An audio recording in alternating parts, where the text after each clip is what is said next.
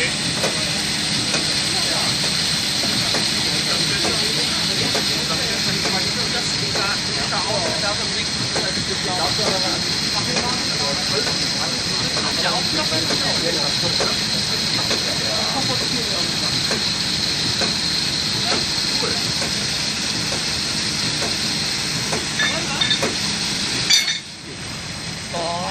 wie hängen Sie noch Geruch hier? Ja.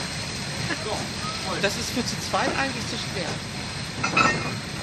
Aber das Ding hat ja nur 2 Enden.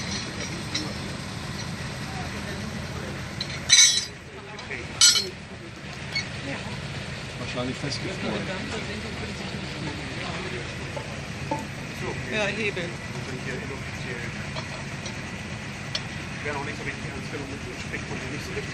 Ja. Ja, so ist das genehmigt. Die Leute haben sich früher auch schon zu helfen gewusst.